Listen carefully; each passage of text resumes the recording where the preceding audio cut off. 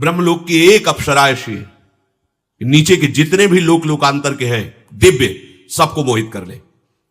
वहां की अप्सरा भूमंडल पर तभी आती है जब किसी का वश नहीं होता, स्वर्गलोक फेल हो जाता है, तब ब्रह्मलोक की। एक बार महाभारत में हमने स्वाध्याय के समय पढ़ा था, शुंद उपशुंद, ये दो ऐसे जुड़वा भाई थे कि अगर इनको कोई भी क्रिया करनी तो एक साथ होती थी इनकी, थे अलग अलग ही, अगर एक की ऐसी दृष्टि गई तो उसकी दृष्टि गई, एक स्वभाव, एकदम एक रुचि, और दोनों ने भारी तपस्या की।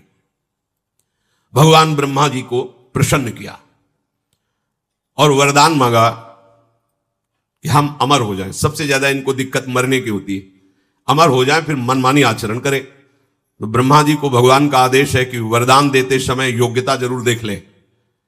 योग्यता तो थी क्योंकि ऐसी भारी तपस्या की, पर स्वभाव नहीं था इस वरदान की योग्य।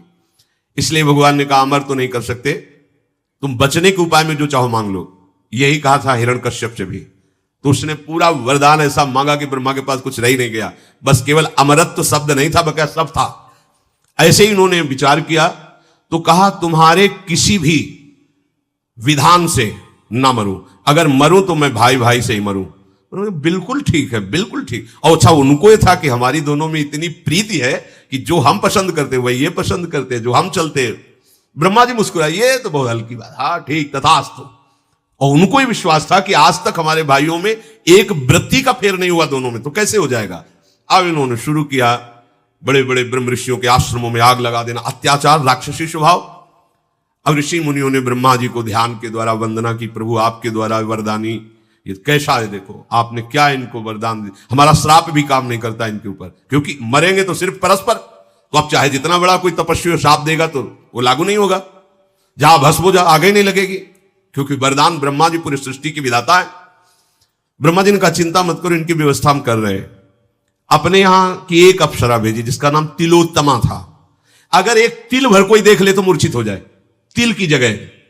स्वर्ग में ऐसी अप्सराएं हैं कि जो ऋषियों के मन में क्षोभ पैदा कर दे। तो भगवान नारायण के जब नर नारायण तपस्या करे तो इंद्र ने भेजा, भगवान ने मुस्कुरा के कहा तुम्हारा नाच गाना हो गया हो तो बैठ लो, फिर चले जाना। सब आश्चर्यचकित हो गए कि नर नारायण के ऊपर भगवान ने ऐसे खिलवाड़ में अपनी जंगा में ऐसे किया तो उर्वशी जी प्रकट हो गई कि जो काम आया था भगवान को परास्त करने के लिए स्वयं मूर्छित हो गया उर्वशी को देख के। बोले जाओ इसको ले जाओ, स्वर्ग की सर्वश्रेष्ठ अप्सरा, इसके समान कोई नहीं। नारायण भगवान ने प्रकट, जहां उर्वशी का भी काम नहीं चलता वहां ब्रह्मलोक से तो तिलोत्तमा नाम की अप्सरा भेजी और कहा जाओ इन दोनों भाइयों में भेद करा दो। बोले ऐसे गई ऐसे आई, आप चिंता मत करो। तिलोत्तमा जिसका एक तिल देख ले तो वो जहां दोनों भाई बैठे हुए मदिरा आदि का पान करके उन्मत्त हो रहे थे, वहां से गेंद मारी और उनके पास फेंकी। जीव ही देखा भाग पड़े दोनों, एक ने दाया हाथ एक ने बाया हाथ पकड़ा, दोनों की तरफ देख के मुझसे। छोटे ने कहा भैया हाथ छोड़ो, हमने पकड़ा है तुम्हारी बेटी के समान पवित्र है।